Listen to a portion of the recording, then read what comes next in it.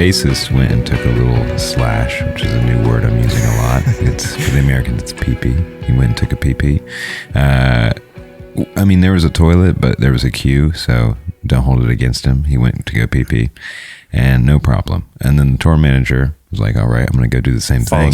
Followed suit, and got unlucky. Cop came, pulled over. First thing he said was, I've seen your cock. I don't know if I can say that.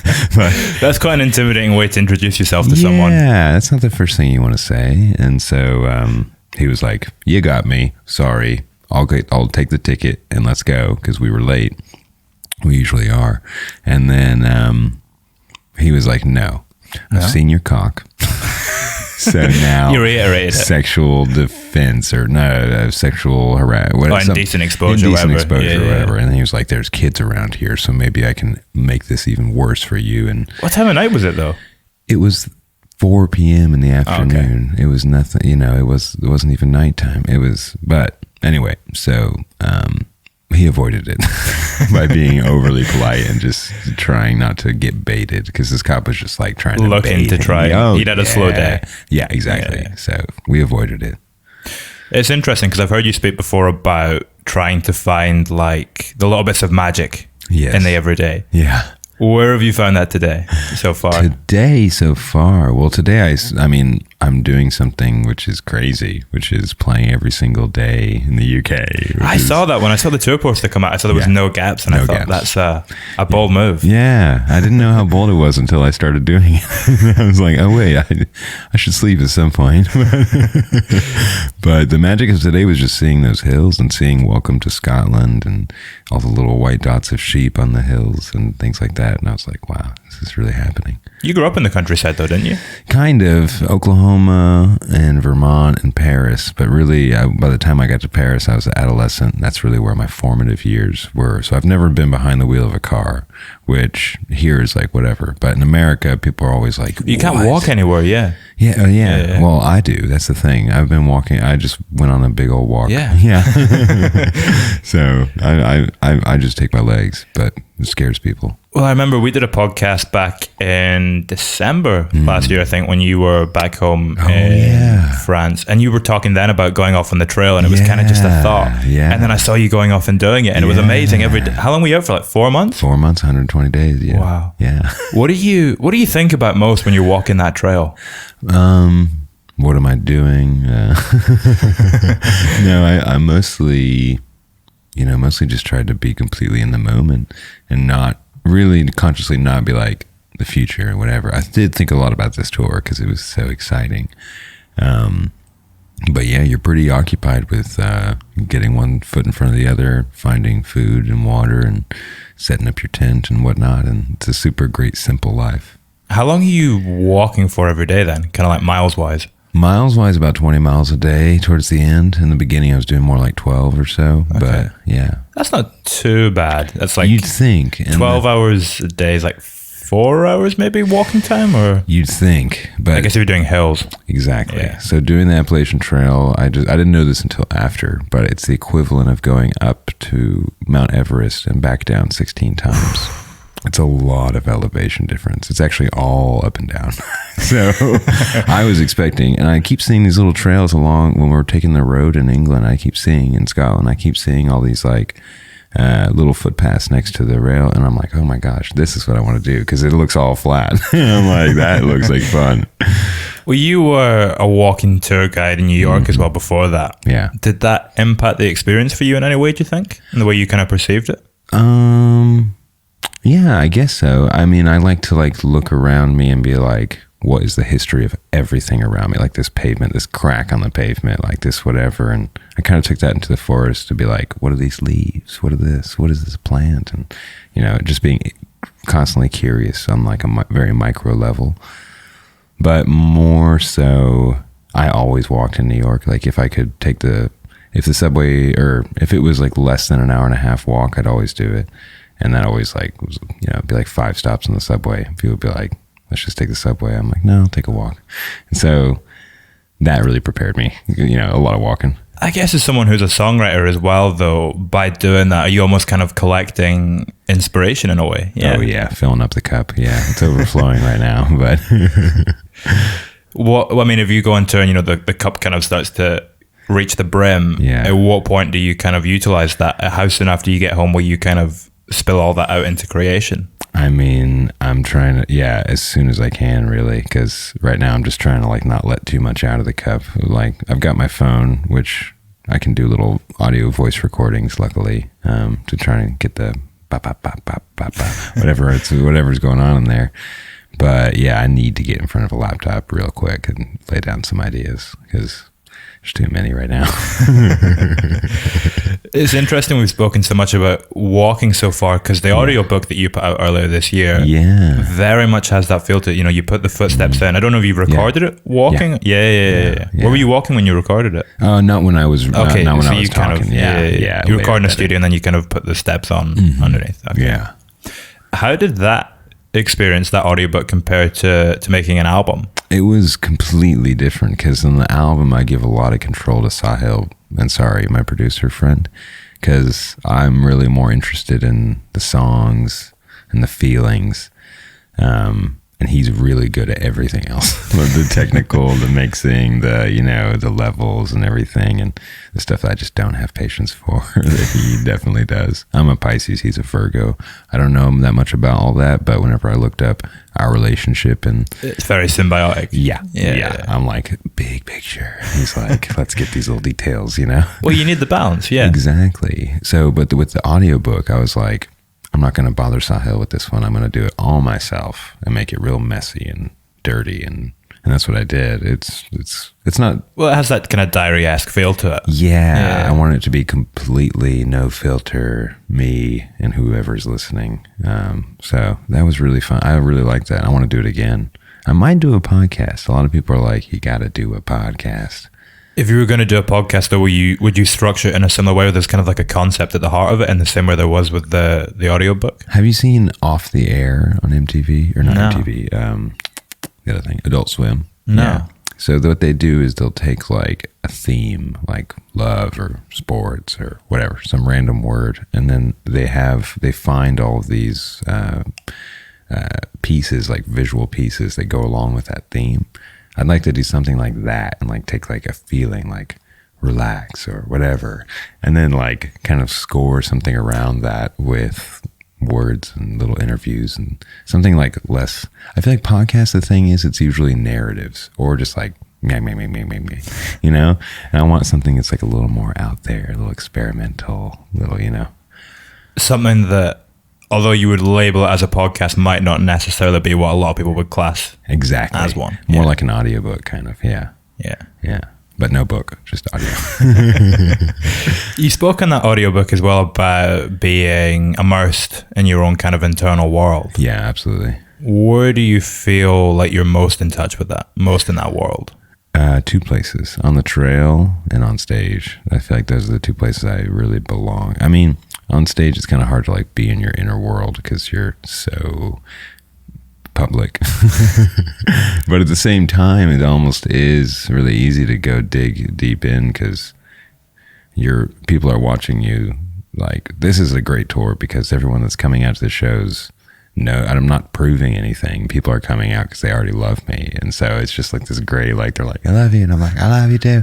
And like, I just get to do me in front of other people and perform these songs in a way that I'm really excited to play them for them because they're like, they know them and they want to hear them. And it's not like you're opening for someone else being like, hey, I'm this. You're trying to win the crowd. There's no winning. It's just love.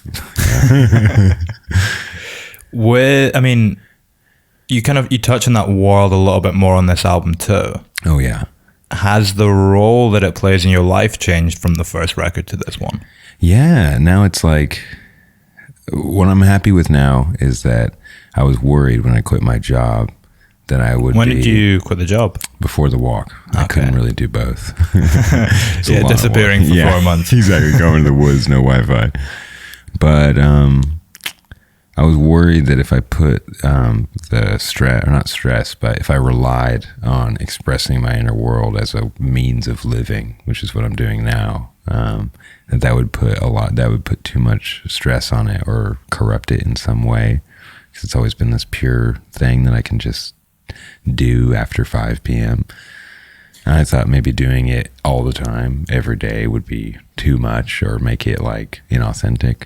Yeah, I remember hearing a story I think Kevin Parker told from Tame Impala about how his father told that to him. Because I think his father was a musician too, and he said, don't do it as a career because it'll ruin it for you. Right. So far so good. So far it's just been like, it's been amazing. And I think it's really because I'm putting more of an emphasis. Really what I'm doing right now is not a lot to do with like expressing the inner world that I have right now. It's more like expressing an inner world that I had when I recorded those albums that people know and they like. And so it's just fun. This sounds super bad, but I'm also like a fan of myself.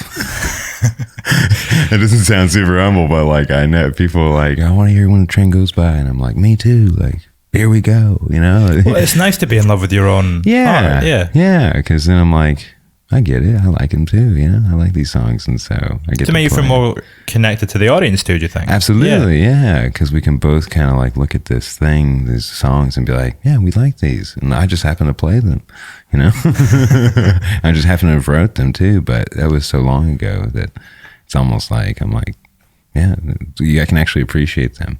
I'm just wary of the day where I'm like, I don't like these anymore. Do you think that'll happen?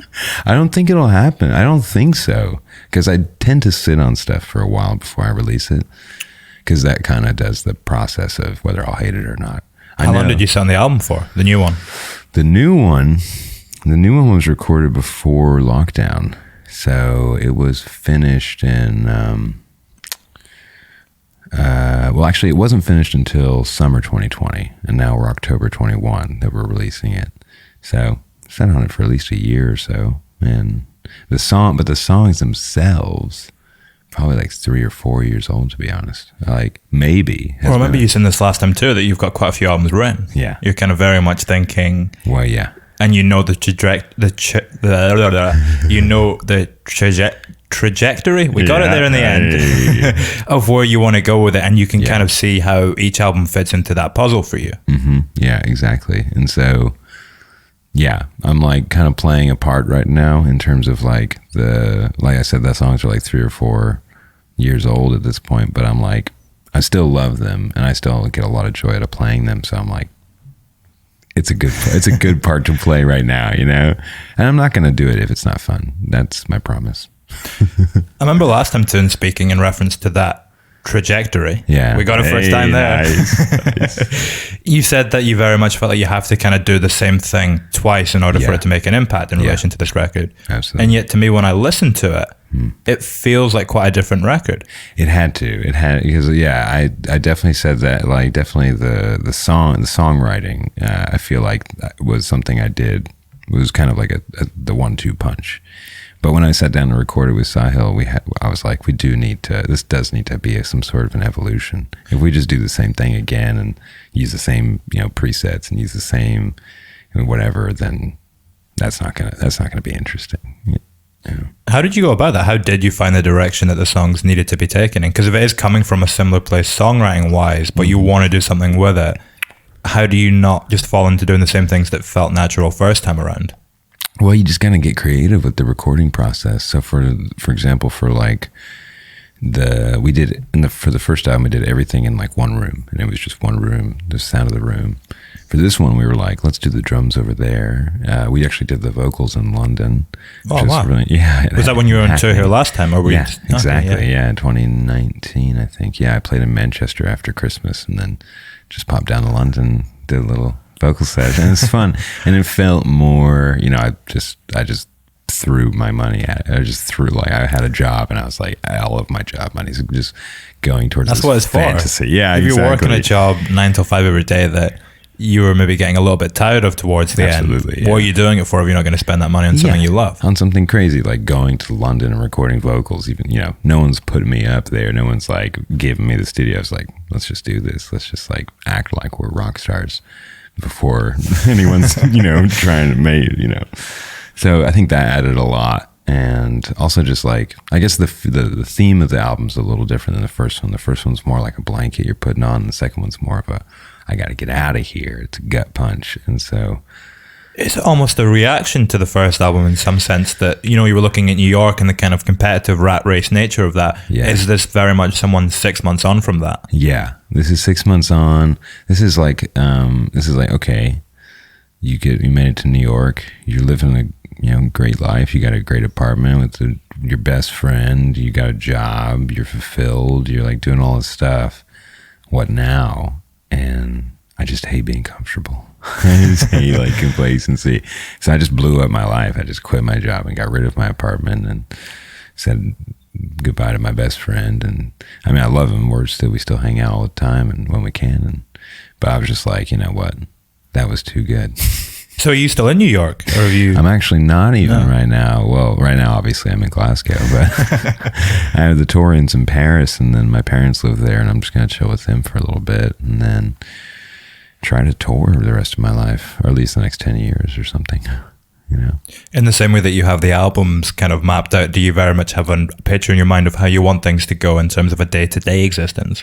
Yeah, I have, like, after doing that walk, I was like, my ideal year would be 6 months touring, 4 months walking, 2 months recording, 2 months just with friends and family. I think that adds up to 12. But yeah, that's a nice balance. That sounds like a good fit. Right? I was like, that would be my ideal life. Just like I get my alone time and my exercise, and I get to go out and be in front of people, and then I get to have my quiet time with Sahil making the stuff, and then I just get Christmas and New Year's and hang out with my family. Would you ever do like another walk in a similar way to the trail? Yes, absolutely. Yeah, I want to do it. Do you all have an idea for where next? Are you going to do the trail again? Yeah. Okay. I don't think I'll do the trail again just yet. I want to do the Camino del Santiago. Whereabouts that? We can hear the sirens in Glasgow. Nice. There's always something going on. I love that. It's in the north of Spain. It's like a pilgrimage that people have been doing for like hundreds of years. I don't know, maybe thousands. It's like a medieval thing. Yeah. You go from the south of France to the west coast of Spain. And it's like 600 miles. It's like much chiller than what I just did. How far was the trail? Is it 4,000? The trail I just did was 2,100. I only did 1,600 of it because it got cold, but I had to come out here, Well, what months were you doing it? You were kind of doing it in the summer months, May, June, July, and August, and I stopped in September. But you get up there and you get into the mountains. I guess if you're in the high, it gets like in the 40s, not 40 Celsius, that would be hot, but it gets like around 0. Wow. Yeah. Every day, all the time? At night, yeah. At night, okay. Yeah, so it's cold. One of the other kind of motifs on this album that feels like it wasn't there as much on the first is that you're quite often referencing music itself. Yeah. And you're looking at your own songwriting in the context of the art. Yeah. What was drawing you towards kind of discussing that? Well, I don't know. I guess it's just like music is a funny thing because it's always been in my life. It's always been something I wanted to do. But this is like the first time I'm like really going all in. I feel like me, like most people, I've like, dabbled in Ableton and Logic and done all these like little demos at home forever. This is the first time I'm like putting it all on the line, like hiring people and blah, blah, blah, and like really going all in. And it's like, it's kind of a funny, it's like what my day to day is now. It's just like a funny process. It's not what you think it is. I mean, it is what you think it is if you listen to interviews of musicians being like, it's not all fun and games, like it's a lot more than just music. It's funny though, because you're talking about how you don't like comfort and you kind of destroyed your old life. But then at the same time, very quickly that destruction turns into growth. Yeah. And straight away you're building this new thing up, but you kind of need to knock that other thing out of the way in order to do so. Exactly. And I kind of understood that. I was like, the only way I'm going to really go all in is if I don't have a plan B, You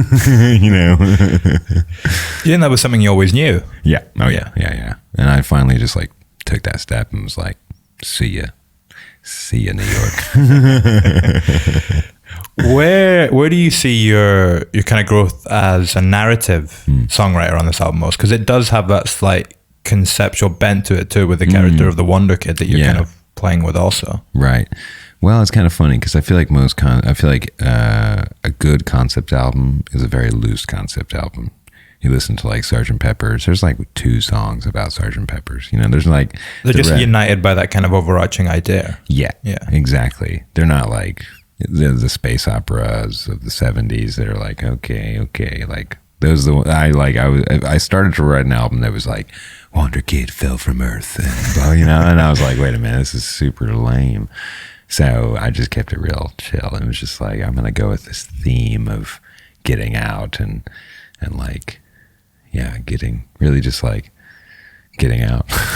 How clearly can you see the line that divides the parts of the album that are tying into that story and the parts that are coming from personal experience? Oh, it's so blurred. Very blurred. Oh, yeah, it's very blurred. Yeah, it turns out I'm WANDERKID. And I'm John. I'm all the things, you know, like, it's all me. I want to ask as well, what do you reckon the relationship between the first song on the album and the last song on the album is? Oh, I always do this. This is funny because some people are like, well, I keep noticing you keep doing this thing.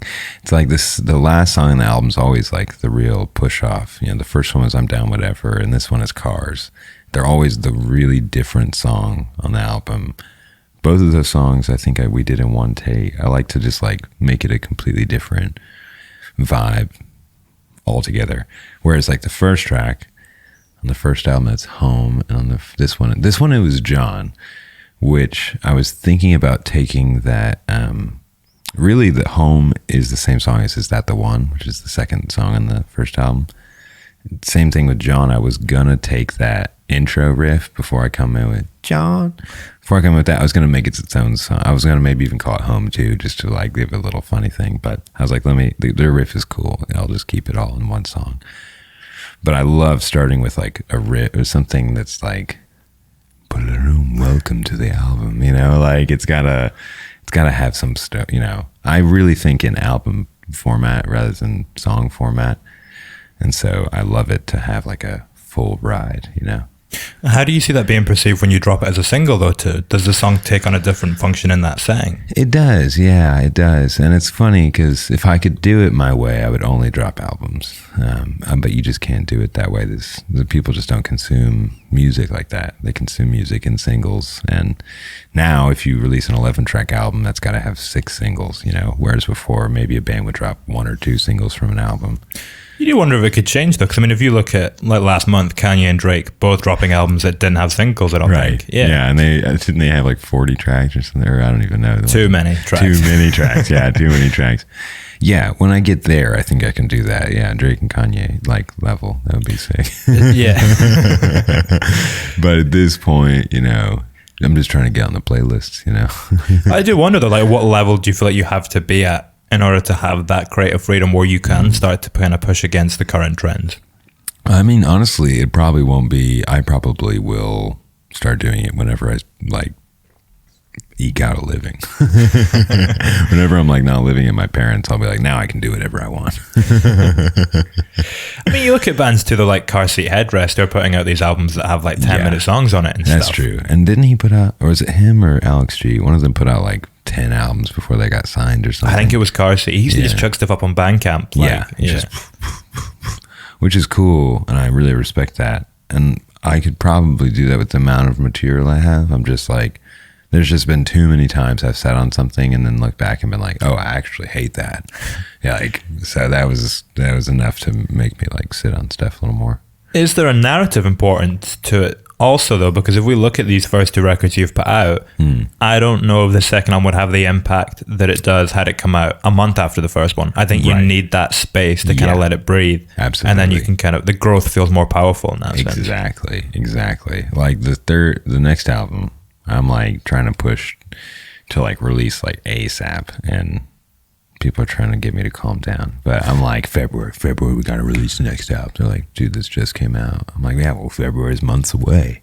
I'll give them time. They're like, no, they need time. I'm like, do they? We'll see. Start dropping singles in February, maybe. Maybe that, yeah. You sound like my label. I don't know how to feel about that. Do you think... I mean, you could do the podcast or something in the meantime, though. Yeah, like, because that's kind of what you did last time, where you had the audiobook. Exactly, yeah. I'm like, I have to keep myself busy somehow. Actually, I just recorded. They were like, "Oh, we want another version of John, Take Me With You." They're like, we want an acoustic version. And I hate when bands do this. Like, they come out with an acoustic version of a song. And you're like, okay, cool. They can also play acoustic guitar, I guess. It's like this is the song, but with acoustic guitars. So I was like, nah. I was like, I'm not going to do that. I just did it all on like a keyboard. So there's going to be an electronic version of John coming out, I think in December. Kind of comes back to what we said about the podcast, where it's kind of doing something that needs to fit that template, but also feels unique to you and isn't just doing it, by the numbers. Yeah, it's just so easy to phone stuff in. It's just so it's just like the music is like everyone's done that. Like, that's when it becomes content and not art, though. Right. Exactly. And like, exactly. That's a good way to put it. Yeah, I don't like that word content. It just feels very filler. It feels corporate. Yeah, it feels very like, we need content. It's like. Okay, take a picture of your butt. I don't know. Where did that word even come from? Like, it doesn't feel like something that was used 5 years ago, maybe? Probably not. No, I mean, I guess whenever we got this real attention economy and people realize the thing about these algorithms is that it's all about quantity, not quality. And so you have to video every day. Yeah, video every day, whatever. It doesn't matter what it is as long as you're posting and people are looking at it. So, content. How do you mentioned that idea of this kind of attention hungry culture that we live in, where we constantly need to be looking at something new. Yeah. How do you kind of cope with that from both the point of view as an artist and the point of view as someone consuming it and as a part of that culture as an individual? It's funny because I feel like I haven't really returned from the trail yet. I still don't really feel like a fully functional. State. I don't feel like a fully I don't feel like I'm fully participating yet again. I'm going to go home and just spend 2 weeks on my phone and just sleeping and make up for those 4 months where you go away from it. Yeah. But people keep saying things that I don't get, like the references. And I'm like, wow, you step out for... Those references will be out of date in a month anyway, though. It's weird. You step off the merry-go-round for a little bit and it's just spun around a few times. You don't even recognize it anymore. But in terms of putting stuff out there, I'm just going to keep doing whatever I want to do, really. Because once you start thinking about what do people want, that's where you get tripped up, I think. Yeah. And I guess, again, it comes back to the importance of kind of having it so far planned out that you can kind of determine what you all want because you have the space and freedom to do so. Exactly. I'm not a control freak, but I've got my idea of what I want. So, yeah. You do something on, I think it's Maybe and Make Another Record. Looking at my notes there, trying to remember. Where the start of both of them, they feel like they almost trick us. Like you think it's going to be one thing, and then it turns into something else. Yeah. Like they both have that kind of short intro bit, and then we flip and we're into the rest of the song. Yeah. Where did that kind of idea feel most present for you in the making of a song? Which song surprised you most from your initial vision for it? Maybe. Into what it became? Maybe definitely did. Yeah. Whenever it was that was in my first set in 2018. That was supposed to be on the first EP actually, but I never got it right. And then whenever I recorded it, I really wanted it to sound like Bad Bad Not Good, or that K Tronada Bad Bad Not Good collaboration. There's a song that you listen to and you're like, oh, this kind of sounds like Maybe.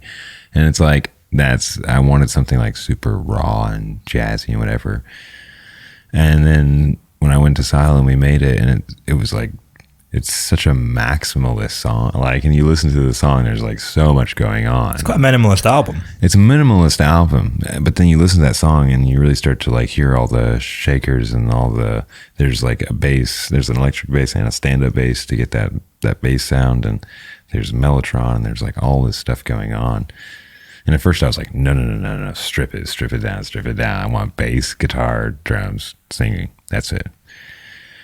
And when I heard that, I was like, oh, wait a minute. Actually, no, put it back, all the whistles and stuff, So that surprised me. I was like, generally, I'm looking for the most raw, stripped down, first Lennon album kind of vibe. And then Sahil sometimes will surprise me and be like, you could add a lot of stuff to it and it could sound good. What do you feel it was that is at the core of that song that allowed you to do that, though, and allowed it to feel right in that context? I guess, for that song specifically, probably just the dynamic between the chorus riff or that bass riff and then the other part. The song is such a puzzle already in terms of those two parts going together.